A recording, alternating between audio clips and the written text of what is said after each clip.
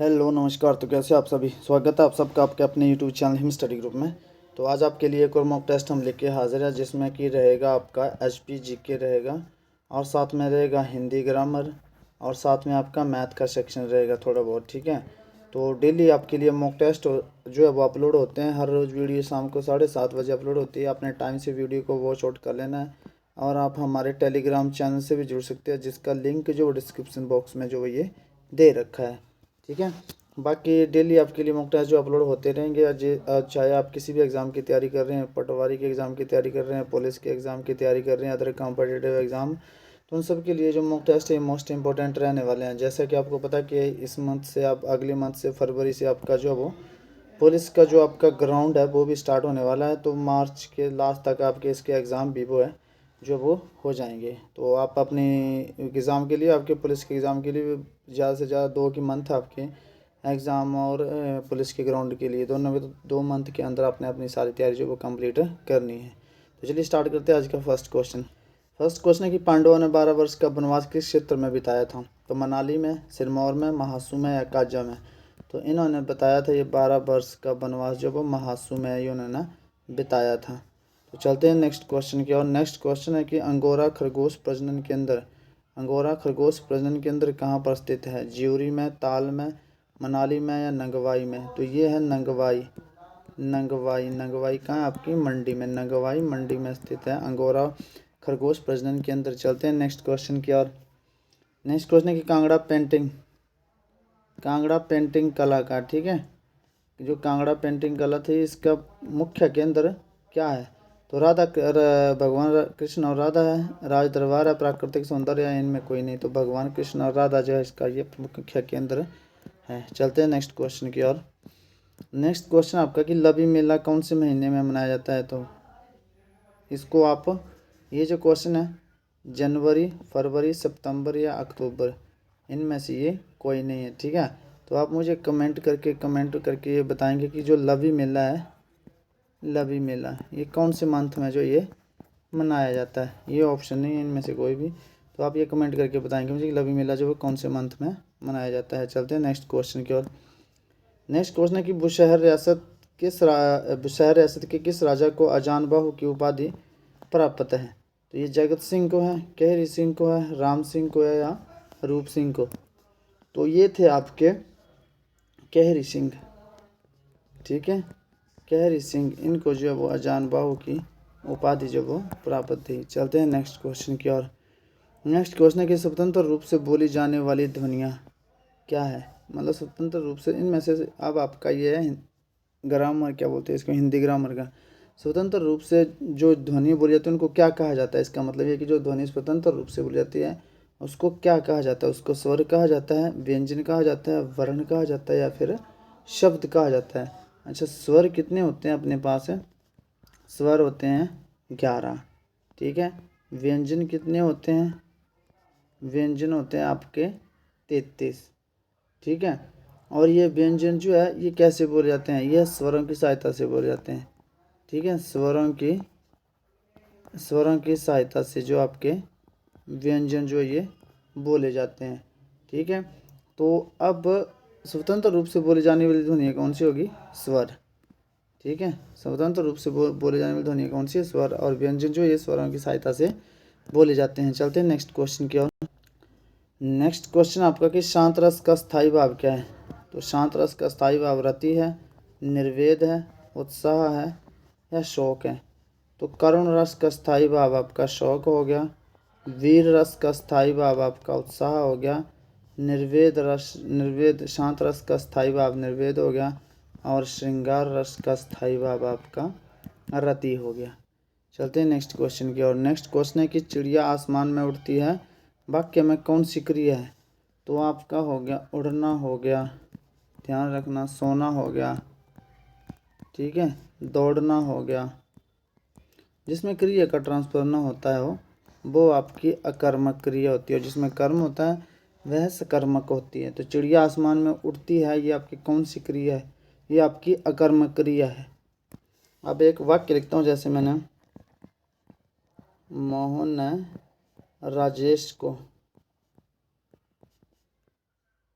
थप्पड़ मारा। थप्पड़ मारा। तो इसमें क्या कर्म हो रहा है थप्पड़ मारने का। मोहन ने राजेश को थप्पड़ मारा, तो मतलब मोहन ने जो काम कर रहा है उसका ट्रांसफ़र हो रहा है राजेश पर। तो जहाँ पे क्रिया का ट्रांसफ़र हो जाए, जहाँ पे कर्म हो जाए, वहाँ आपकी कर्म क्रिया होती है। लेकिन चिड़िया आसमान में उड़ती है तो कर्म का ट्रांसफ़र किसी और पे नहीं हो रहा, बल्कि उसका जो असर है काम का वो चिड़िया पर ही पड़ रहा है। तो ये अकर्मक क्रिया है। चलते हैं नेक्स्ट क्वेश्चन की ओर। नेक्स्ट क्वेश्चन आपका है किस कारक द्वारा वस्तु में अलगाव का भाव प्रकट होता है। तो आपको पता है कि जो वो है अपादान कारक। अपादान कारक किस किस के लिए यूज किया जाता है? अलगाव के लिए, भय के लिए और तुलना के लिए। ठीक है। और इसकी जो आपकी कारक विभक्ति होती है से, कारण कारक इसकी भी विभक्ति से होती है, लेकिन ये साधन के रूप में यूज किया जाता है जहाँ पे साधन की बात आती है। संप्रदान की कारक विभक्ति होती है को के लिए और कर्ता ने कर्म को। ये सारे आपको पता होना चाहिए। चलते हैं नेक्स्ट क्वेश्चन की ओर। नेक्स्ट क्वेश्चन, नेहा खाना खाकर खेलने गई। वाक्य में कौन सी क्रिया है? कर्मक, प्रेरणार्थक, पूर्वकालिक या द्विकर्मक। ठीक है। तो जब एक काम खत्म हो, एक काम खत्म हो और दूसरा शुरू हो, दूसरा काम जो वो शुरू हो, वहाँ पर कौन सी होती है? पूर्वकालिक क्रिया होती है। वहाँ पे पूर्वकालिक क्रिया। तो नेहा ने खाना खाया, उसके बाद खेलने गई, तो ये पूर्वकालिक क्रिया हो जाएगी। चलते हैं नेक्स्ट क्वेश्चन की ओर। नेक्स्ट क्वेश्चन अब आपका मैथ का कि एक वस्तु का क्रय मूल्य 150 है। 20% का लाभ प्राप्त करने के लिए इसको कितने में बेचना पड़ेगा? अच्छा, सबसे पहले तो मैंने आपको पूछा सीपी और एसपी। सीपी होता है कॉस्ट प्राइस, एसपी होता है सेलिंग प्राइस, क्रय मूल्य, विक्रय मूल्य। कितना है? 150 है। बोलते हैं कि 20% का लाभ प्राप्त करने के लिए इसे कितने में बेचना पड़ेगा? 20% का लाभ प्राप्त करना है अब आपने। ठीक है। तो इसको कितने में बेचना पड़ेगा? तो 20% है ना, तो 20% की परसेंटेज वैल्यू कितनी होती है? 1/5। तो हमेशा नीचे जो होता है वो सीपी है, ये सीपी होता है। सीपी कॉस्ट प्राइस क्रय मूल्य, जिसको हम बोलते हैं क्रय मूल्य। ठीक है। और इसमें जो आपका ये प्रॉफिट हुआ 1 रुपये का, इसको डाल के क्रय मूल्य में प्रॉफिट डाल के विक्रय मूल्य बनता है। तो 5 में से 1 डाल दिया आपने, 6 हो गया, तो वो हो गया विक्रय मूल्य। क्रय मूल्य कितना हो गया? 5 हो गया। अच्छा, बोलता है कि 20% का लाभ प्राप्त करने के लिए उससे कितने रुपए में बेचना होगा। तो मतलब आपके पास विक्रय मूल्य पूछा है, सेलिंग प्राइस ही पूछी है। तो यहाँ क्रय मूल्य कितना हमारे पास? 5। ठीक है। तो यहाँ पे कितना? 150। तो 5 पार्ट की वैल्यू कितनी है? 150। तो 1 पार्ट की वैल्यू चाहिए हमें। तो 1 पार्ट की वैल्यू कितनी आ जाएगी? इसको आप डिवाइड कर दो, काट दो, 5 × 15 30 आ गए। ठीक है। ये आ गया हमारे पास 1 यूनिट की वैल्यू। 5 यूनिट की वैल्यू कितनी है? 150। 1 यूनिट की वैल्यू कितनी है? 30। तो यहाँ पे देखना आपने कि 30 यूनिट की वैल्यू कितनी है? 6 × 18 180। तो 180 जो आ गया इसका सेलिंग प्राइस आ गया, जिसको हम बोलते हैं विक्रय मूल्य। ठीक है। तो विक्रय मूल्य आ गया आपके पास है 180। तो आपको परसेंटेज का जो ये आपका परसेंटेज निकालने की ट्रिक है, ये पता होना चाहिए। परसेंटेज वैल्यू पता होना चाहिए, आप तब क्वेश्चन को इजीली कर सकते हैं। अगर परसेंटेज आपका क्लियर है तो उससे आप इसके बहुत सारे चैप्टर जो क्लियर होते हैं, प्रॉफिट लॉस वगैरह सारा। ठीक है। तो चलते हैं नेक्स्ट क्वेश्चन की ओर। नेक्स्ट क्वेश्चन आपका, किसी वस्तु को 760 रुपये में बेचने पर 5% की हानि होती है। ठीक है। 760 रुपये में बेचने पर 5% की हानि होती है। मतलब 5% की हानि होती है, तो कितनी हानि हुई? ये हुई आपकी, कितने बच गए? ये 95 95 हो गए। ठीक है। 95 हो गए ना। तो 95 पार्ट की वैल्यू कितनी होगी? ये हो गई 760। अब बोला है कि 5% की हानि होती है, तो उस पर 12.5% का लाभ प्राप्त करने के लिए उस वस्तु को कितने रुपए में बेचना पड़ेगा? तो मतलब 5% की हानि, तो बोला कि 12.5% का लाभ प्राप्त करने के लिए 12.5% का लाभ मतलब 100% तो है ही है। तो 112.5% इतना लाभ प्राप्त करने के लिए उस वस्तु को कितने में बेचना पड़ेगा? तो काट दो आप 95। ठीक है। ये 0.5 है, तो ये ऊपर चला जाएगा यहाँ से। तो यहाँ से 0.5 हट गया, तो नीचे क्या आ जाएगी? 0 आ जाएगी इसके नीचे। ठीक है। तो 19 से निकल जाता है ये। 19 पंजे 95 हो गए। 19 पंजे 95 हो गए और नीचे के 76 हो गए। यहाँ 40 ये 5, ठीक है। तो फिर ये 0 से 0 निकल गई, ये 40 आ गया, यहाँ से 5 बच गए। तो अब यहाँ से कट जाएगा ये 5 दूनी 10, 1 आ गया, 5 दूनी 10, 1 आ 2 बच गए, 5 5 25, ठीक है। और यहाँ पे कितने आ गए आपकी 4, तो ये आपका 225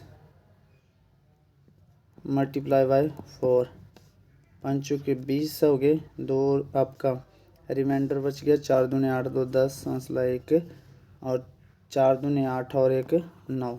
तो 900 रुपये जो आपका ये आ गया सेलिंग प्राइस, 900 रुपये आपका सेलिंग प्राइस आ गया, ठीक है।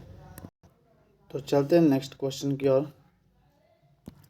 नेक्स्ट क्वेश्चन है कि एक आयत की लंबाई में 5% वृद्धि तथा चौड़ाई में 10% की कमी की जाए तो क्षेत्रफल पर क्या प्रभाव पड़ेगा। लेंथ और ये ब्रेथ और ये आपका आ गया एरिया, क्षेत्रफल। एक आयत की लंबाई में 5% वृद्धि, 5% की परसेंटेज वैल्यू कितनी होती है।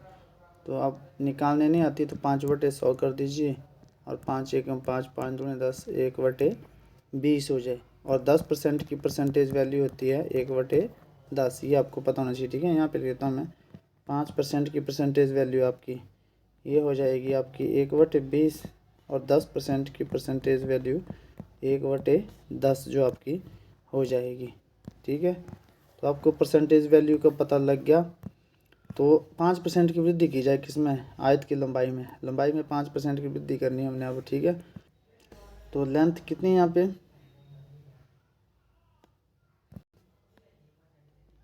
ये लेंथ गुणा ब्रेथ, जैसे आपका फार्मूला होता है आपने वैसे लिख लेना है, ठीक है। लेंथ गुणा ब्रेथ, तो ये 20 था पहले लेंथ, ठीक है। 5% की वृद्धि करनी हमने, 21 हो गई। अब ब्रेथ कितनी है हमारी, ब्रेथ हमारी 10 है, बोले 10% की कमी करनी है, ठीक है। तो 10 थी और यहाँ कितनी रहेगी, कमी करनी है अब तो 9 रह जाएगी। तो ये कितनी हो जाएगी, अब ये जो फार्मूला आपका वो पुट कर दो, लेंथ गुना ब्रेथ ही है, तो ये हो गया आपका 200, और ये कितना हो जाएगा, ये रहेगा आपका 189, 200, ठीक है। तो क्षेत्रफल पहले कितना था आपका 200, कितना रह गया 189। तो यहाँ से तो क्लियर हो गया, ये हो गई आपकी कमी। अब कमी निकालने की, कमी कितने की हुई, कमी हुई आपकी कितना काम रह गया 11, किस में से रह गया 200 में से। तो अब इसको कमी निकालने के लिए, परसेंटेज में निकालने के लिए आप क्या करेंगे, 100 से मल्टीप्लाई करेंगे। तो 100 एकम 100, 100 दूनी 200, तो ये 11.5 जो वो 5% की क्या होगी, क्षेत्रफल में 11.5 जो वो कम हो जाएगा, ठीक है, कमी हो जाएगी इसमें। तो 11 नहीं, 11 पॉइंट नहीं, 2 से काटा तो 5.5 की कमी होगी क्षेत्रफल में, ठीक है। तो ये 5.5 की कमी आ जाएगी इसमें। तो ये था आपका आज का सेशन। आई होप आपको सेशन पसंद आया होगा। तो मिलते हैं नेक्स्ट सेशन में, तब तक के लिए जय हिंद, जय भारत।